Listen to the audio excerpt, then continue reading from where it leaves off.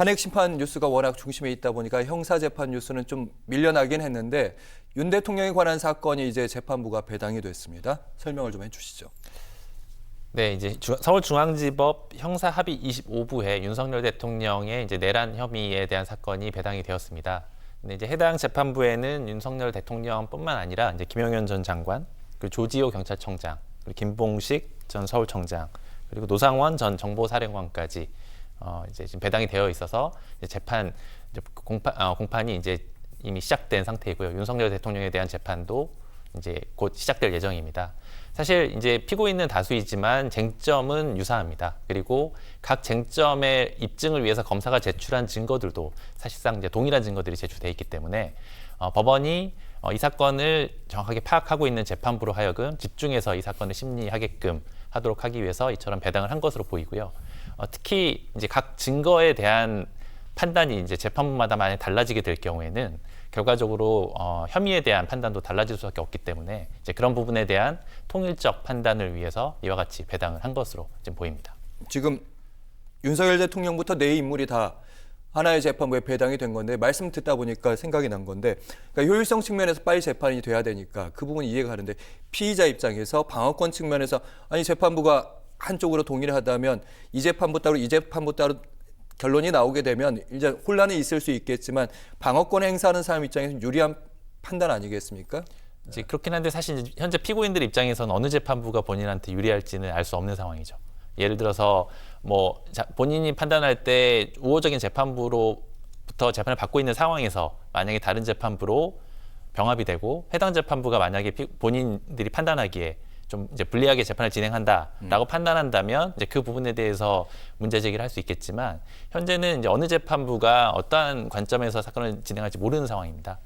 특히 이제 형사합의 이제 25부에서 아마 김용현 전 장관에 대한 변론 준비 기일에서 공판 준비 기일에서 이제 병합 여부에 대해서 한번 의견을 물었던 것 같습니다. 통상 이제 법원에서 병합 여부를 판단함에 앞서서 이제 검사나 이제 피고인 측의 입장을 묻게 되거든요. 근데 이제 아마 피고인 쪽에서는 특별히 병합에 대해서는 이제 이견이 없다는 입장을 밝힌 것으로 지금 보도가 되고 있고요.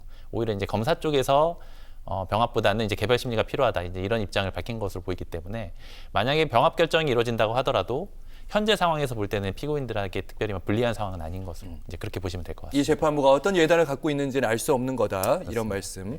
방금 병합 얘기하셨는데 박근혜 전 대통령 사건 기억해 보면 당시 최순실 씨, 최서원 씨 하나의 사건이기 때문에 두 인물이 다 병합이 됐는데 그럼 김용현 전 장관이랑 윤석열 대통령의 사건은 병합이 될 수 있는지 그 부분 궁금합니다.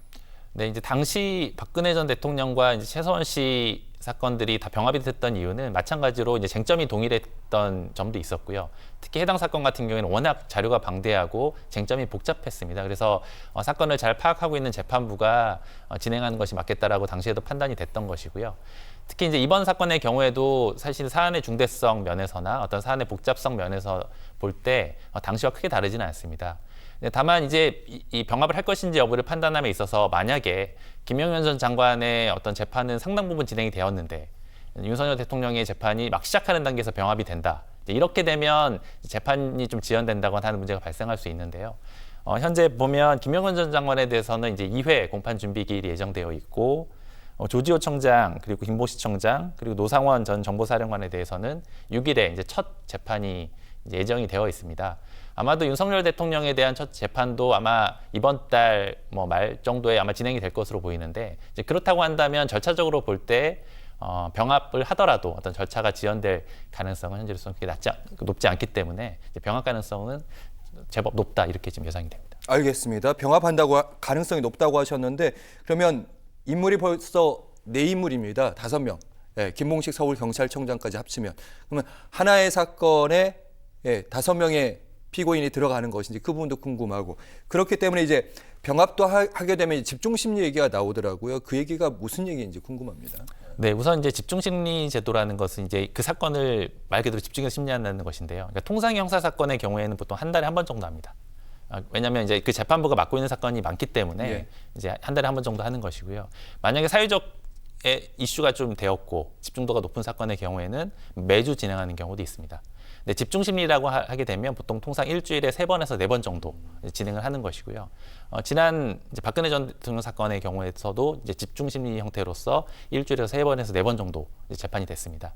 이제 그렇게 되면 이 형사 25부가 다른 사건은 진행하지 않고 이 사건만 이제 집중해서 진행할 경우에 이제 집중 심리가 가능한 건데요.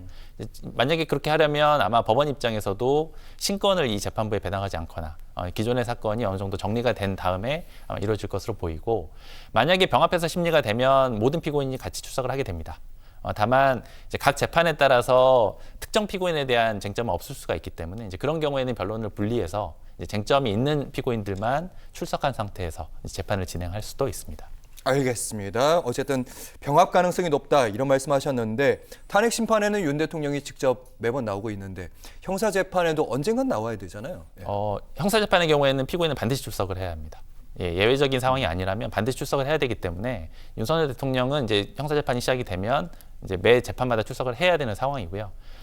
다만 이제 뭐 그 헌법재판소에서 보였던 것처럼 본인이 직접 뭐 증인신문에 참여한다거나 이제 이렇게 할 것인지 여부까지는 아직 이제 예단하기 좀 어려운 상황이지만 아무래도 본인께서 사건을 잘 알고 있는 상황이고 현재 때도 직접 변론을 했던 상황이기 때문에 아마 형사재판 과정에서도 상당 부분 관여를 할 가능성은 높을 것 같습니다.